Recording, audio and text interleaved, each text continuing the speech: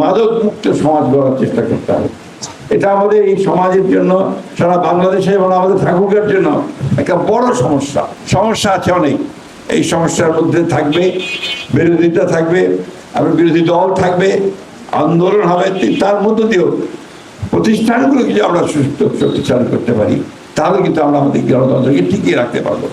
পাশের দেশ ভারতের দিকে তাকিয়ে দেখুন, অনেক প্রবলেম, সেই সমস্যা শেষ নেই। তারপর দেখবেন ফাইনালি তাদের গণতন্ত্র টিকে যায় কি জন্যে?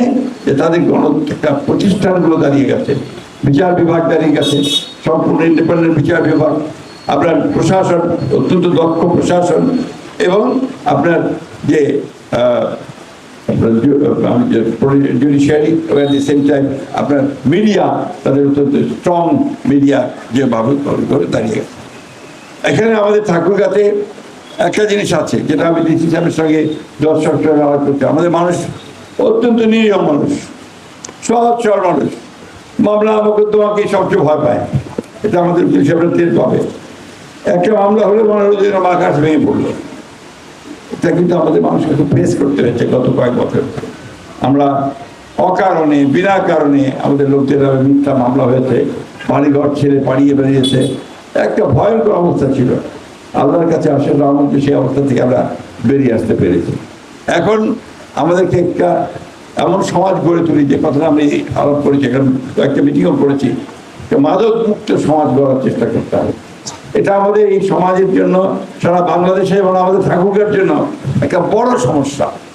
আমাদের ছেলেরা নষ্ট হয়ে যাচ্ছে, ব্রিলিয়ান্ট ছেলে সমস্ত আমরা একদম নষ্ট হয়ে যাচ্ছে। এই জায়গাগুলো থেকে আমাদের বেরিয়ে আনার চেষ্টা করতে হবে। সেই জন্য শুধু আইন শৃঙ্খলা রক্ষাকারী বাহিনী বা ডিসি সাহেবকে দিয়ে হবে না, আপনাদের সচেতনতা গড়ে তুলবে।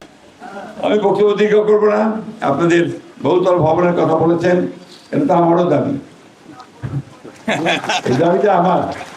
তো আমি এর জন্য যা কিছু করা দরকার সেটা আমি চেষ্টা করব।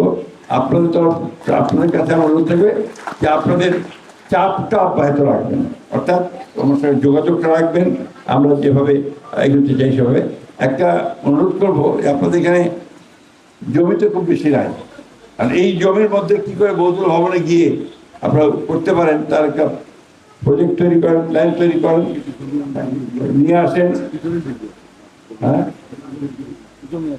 সেটা আপনাদের যে জমি আছে সেই জমির উপরে আপনারা একটা প্ল্যান তৈরি করেন, একটা পরিকল্পনা করেন, যে পরিকল্পনা নিয়ে আসেন। আমরা দেখি আমরা কি করতে পারি, আমরা চেষ্টা কি করবো, আপনার চেষ্টা করবো। আমি বক্তব্য দীর্ঘ করবো না, অনেক সময় হয়ে গেছে। আমি শুধু আপনাকে অনুরোধ করব যে আমরা যারা ঠাকুরগাঁর মানুষ, আমরা ধরেন না তার রাজনীতির কথা দূরে রাখি, ঠাকুরগাঁর কথাটা আগে ভাবি, এবং ঠাকুরগাঁর মানুষের উন্নতি কীভাবে হবে, সাধারণ মানুষের উন্নতি কীভাবে হবে, সেই চেষ্টাটা আমরা করি। আমাদের এখানে দারিদ্র খুব বড় রকমের সমস্যা। কিন্তু আরেকটা কথাই বলতে চাই, কর্মসংস্থানের খুব অভাব, চাকরি বাকরি নাই।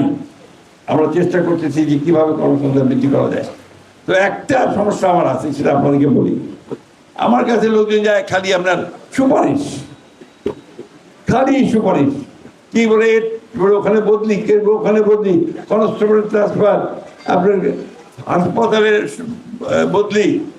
এত সুপারিশ নিয়ে থাকলে আমি তার কাজ করতে পারি না, ফ্র্যাঙ্কলি বলতেছি আপনাদেরকে। সকাল থেকে রাত্রি পর্যন্ত শুধু সুপারিশ। তো এইভাবে তো কাজ করা যায় না। বড় কাজ করতে হলে আপনাকে তো সময় দিতে হবে, তাই না? তো যতটা কম করা যায় আপনার চেষ্টা করুন, যেন সুপারিশটা কম হয়, আমি যেন কাজ করতে পারি সেভাবে দেখবেন। মুসলমান, বৌদ্ধ, খ্রিস্টান সকলের কাছ থেকে, আপনাদের শহরবাসীর কাছ থেকে পেয়েছি। আপনারা অনুগ্রহ করে আমাকে দোয়া করবেন, যে কদিন আল্লাহ বাঁচিয়ে রেখেছেন আমি যেন আপনাদের কাজ করতে পারি, আপনাদের সঙ্গে থাকতে পারি, এবং এলাকাতে সাধারণ মানুষের কিছু উপকার করতে পারি। আরেকটা কথা আছে, এখানে আমাদের স্কুলগুলো, আমি একটা বলেছি, আমার খুব কষ্ট হয়েছে যখন আমি প্রথম রিভারভিউ হাই স্কুল দেখতে গেলাম।